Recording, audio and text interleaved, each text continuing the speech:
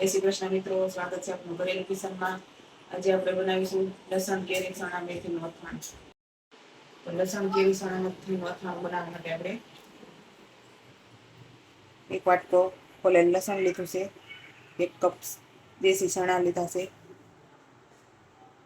1 cup મેથી લીધી છે અને આપણે રાજાપુરી એક કેરી લીધી છે.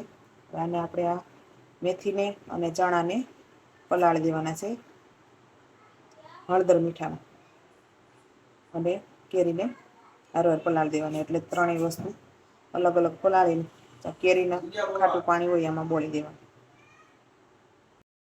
ત્રણેય વસ્તુ આપણે અલગ અલગ બાઉલમાં પલાળી દેવાનું હળદર મીઠું નાખી. આ રીતે આપણે મેથીને પલાળી દેવાનું.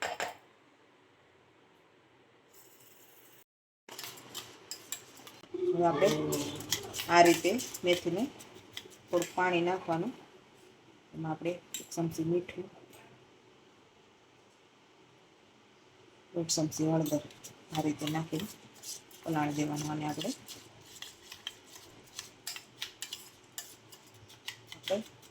ડૂબડૂબા રાખવાનું, આખી રાત પલાળી દેવાનું છે. સવાર થાય ત્યાં મેથી સરસ રીતે પલળી જાય. અને આપણે થોડુંક મેથી પલળે એ રીતે નાખવાનું. આ રીતે પલાળી દેવાનું. આપણે આખી રાત પલાળવા દેવાનું.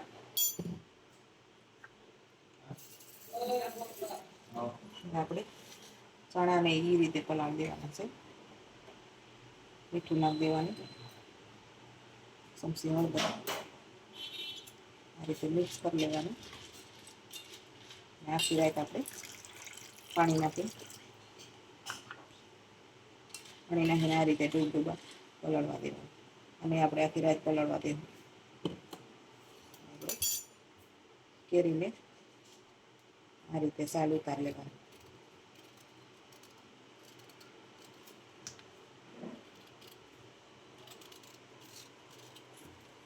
કેરી આપણે રાજાપુરી લેવાની છે.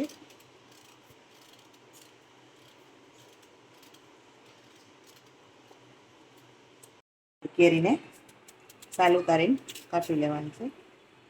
આવી રીતે ટુકડા કરી લેવાના.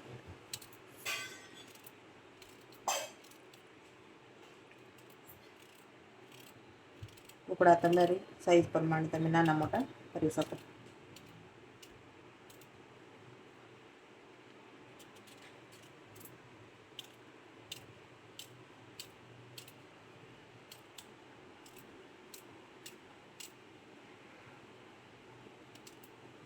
આ રીતે આપણે આખી કેરીને કાપી લેવાની. અને આપણે એક બાઉલમાં આ રીતે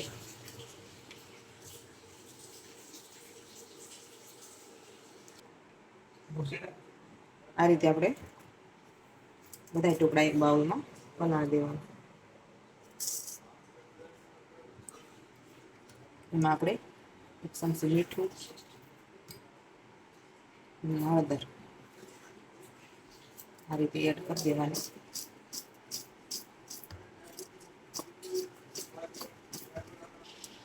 એમાં આપણે થોડુંક જ પાણી નાખવાનું, બહુ ઝાઝું નહીં. ખાટું પાણી થાય એ પ્રમાણે.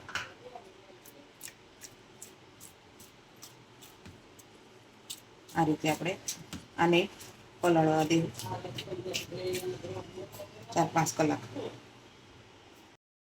તો આપણી આ સાંજે મેથી પલાળી દીધી. આ રીતે જો સરસ મેથી પલળી ગઈ છે આપણી. આ રીતે એકદમ દાણો સરસ પોળીને આ રીતે આપણે પલાળી લેવાની. હવે આપણે ચણા સરસ પલળી ગયા છે.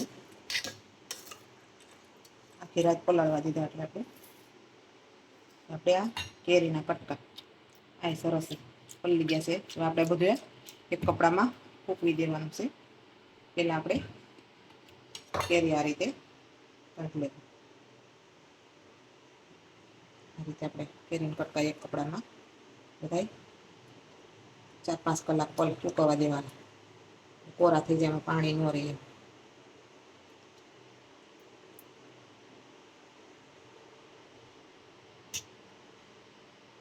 અને આ પાણી આપણે આ મેથીમાં નાખી દેવાનું. એટલે મેથી ખાટી થઈ જાય એટલે કડવાશ ઓછી રહે.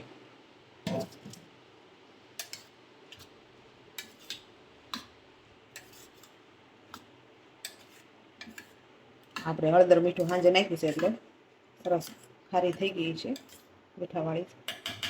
આપણે ખાલી થોડીક વાર રહેવા દઈએ એટલે ખટાશ થઈ જાય. આપણે આ ચણા બધા ફૂંકવી દેવાના છે સાઈડમાં આ રીતે.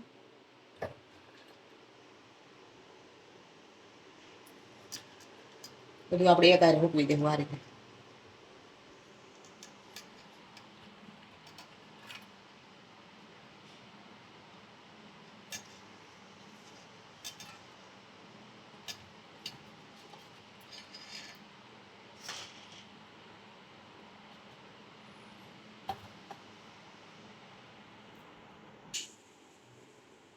આપણે આને આ રીતે નિતારીને મૂકી દેવાની છે. ખાટા પાણી પલાળે છે એટલે આ સરસ ખાટી મીઠી થઈ જાય. કડવાશ જરાય નહીં રહે.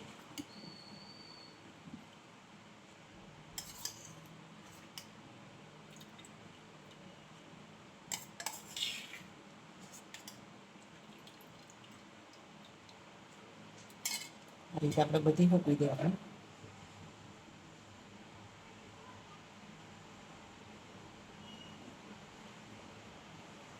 આ બધું આપણે 4-5 કલાક સુધી ઉકળવા દેવું. હવે આપણે બોળો વઘાર લેવું. આપણે આ મેથીનો બોળો લીધો છે 1.5 કપ જેટલો. અડધો કપ આપણે મેથીના ધાણાના કુરિયા લીધા છે. 50 ગ્રામ વરિયાળી લીધી છે. 2-3 સૂકા મરચાં અને 15-20 મરી. અને આપણે વઘાર માટે સિંગ તેલ લેવાનું છે. તેલ છે ને ધુવાડા નીકળી જાય ને એવું ગરમ કરવાનું છે.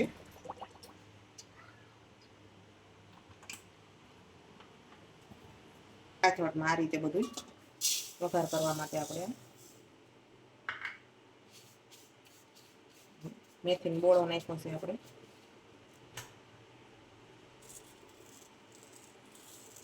ધાણા પૂરિયા છે.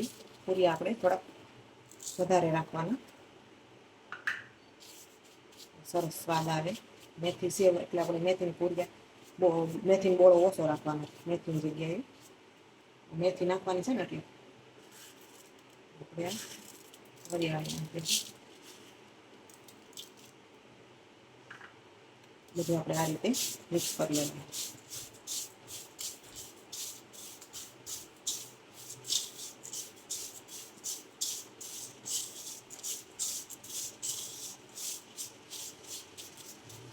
તમે આમાં મેથીનો બોળો વધારે નાખવો હોય તો નાખી શકાય. આ રીતે આપણે આમાં આપણે સૂકા મરચાં, મરી નાખી દેવાનું. પછી આપણે તેલ ગરમ થઈ જાય પછી થોડીક વાર ઠરવા દેવાનું. ધુવાડા નીકળતા બંધ થઈ જાય, ઠરી જાય, આંગળી હતપરે પછી આપણે આમાં રેડવાનું છે. તેલ ધુવાડા નીકળવા માંડ્યું છે. હવે આપણે આને બંધ કરી દેવું.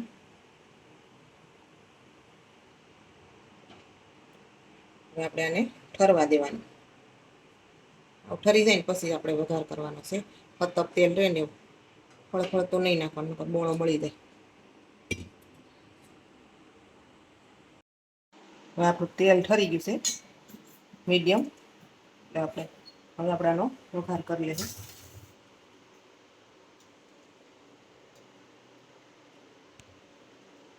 એક ચમચી હિંગ નાખી દેવાની. 2 ચમચી હળદર. પછી આપણે આ તેલ ગરમ રેડવાનું. આ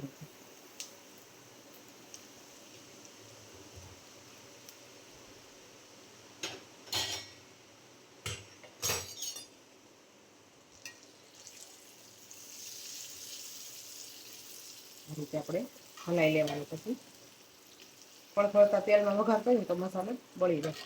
આપણે થોડુંક પાછું પડવા દેવાનું તેલ. એમાં આપણે કાશ્મીરી મરચું નાખી દેવાનું. મરચું આપણે જેટલું તીખું અથાણું રાખવું એ પ્રમાણે નાખવાનું.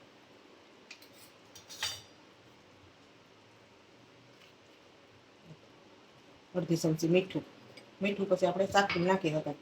બોળવામાં બધા નાખ્યું છે ને મીઠું, મેથીમાં, ચણામાં, કેરીમાં. એટલે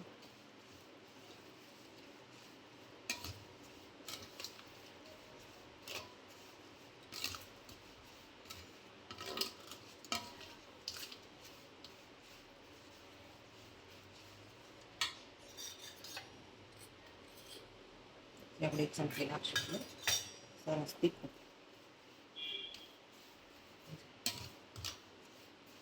આ રીતે આપણે બળો વઘારી લેવાનું. હવે આપણે આને ફરવા દેવાનું. પછી આપણે ઓલું બધું સુકાઈ જાય ને પછી આપણે એમાં ભેળવી દેવું. એટલે આને ફરવા દેવું. આ મસાલો સરસ રીતે ઠરી ગયો છે. આપણે આમાં ગોળ ભેળવી દેવું. મસાલો ભળી ગયો એમાં આપણે ગોળ ભેળવી દેવું. આ રીતે આપણે સુધારી નાખવાનું. ઝીણા ઝીણા વાતરેલી લસણ.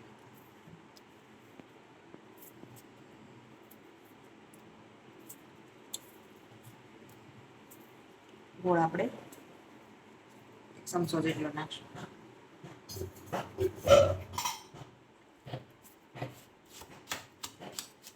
આપણે ગોળ ભેળવી દેવાનું. ખાટું મીઠું સરસ લાગે.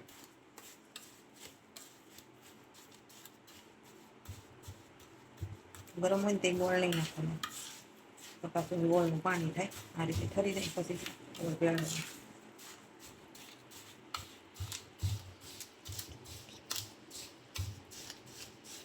આ રીતે આપણે મિક્સ કરી લેવાનું સરસ રીતે.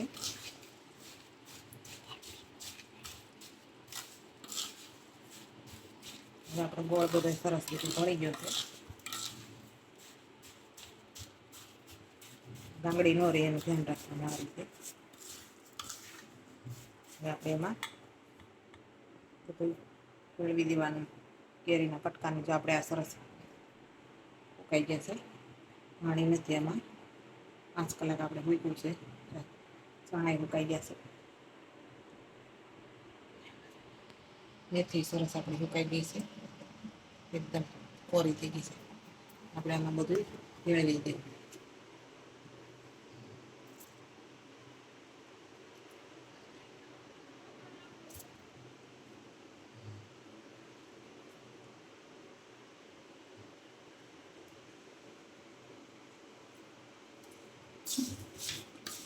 રીતે આપણે ભેળવતું જવાનું, મિક્સ કરતું જવાનું.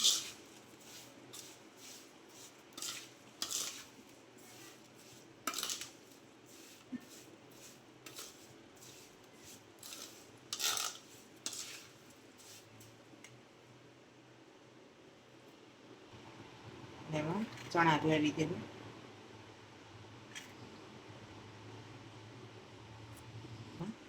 મેથી ભેળવી દેવું.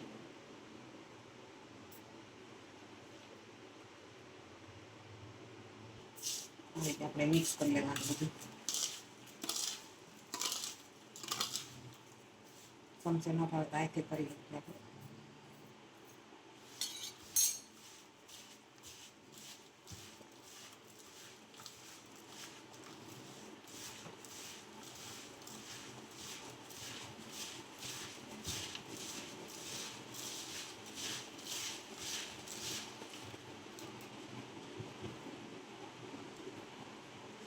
હવે આપણે આખી લસણની કળીઓ નાખવાની છે એમાં.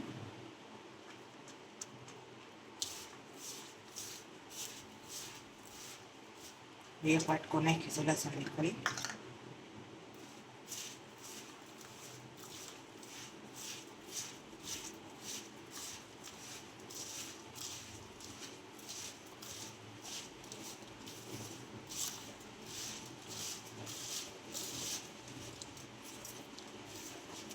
અને થોડીક વાર દબાઈ દઈએ.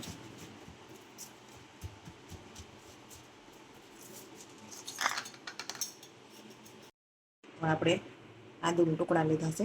ચાલ ઉતારીને આપણે 50 ગ્રામ આદુ લીધું છે અને આપણે મિક્સરમાં પીસી લેવાનું છે.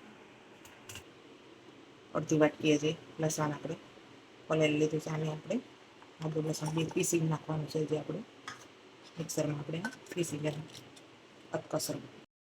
આ રીતે આપણે આદુ લસણ પીસી લેવાનું. આપણે આમાં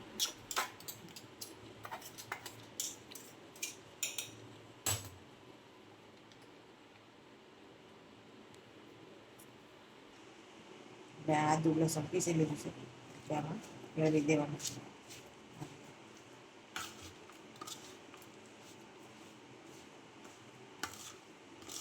આપણે આદુ નાખીએ ને એટલે અથાણામાં સુગંધ બહુ સરસ આવશે.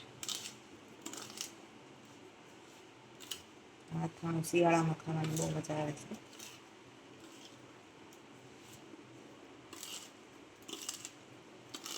લસણ વધારે હોય એટલે ડાયાબિટીસ વાળાને સારું છે.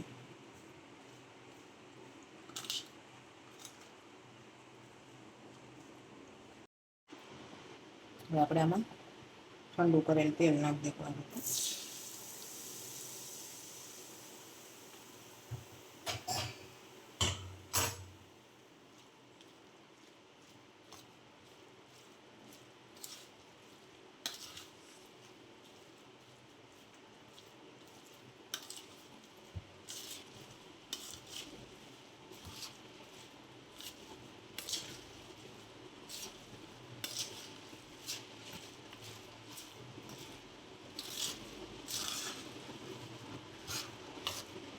આ રીતે આપણે મિક્સ કરી લેવાનું તેલ નાખી.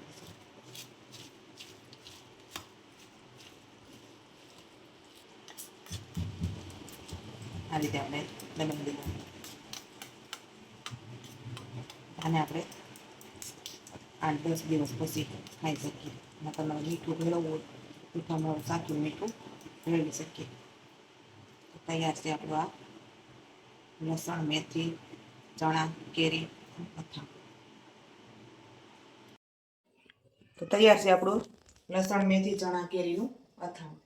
તો જો તમને અમારું આ ચણા, મેથી, લસણ, કેરીનું અથાણું સારું લાગ્યું હોય તો લાઈક કરજો, શેર કરજો અને સબસ્ક્રાઈબ કરજો. કોમેન્ટ કરીને જરૂરથી જણાવજો તમને અમારું આ અથાણું કેવું લાગ્યું.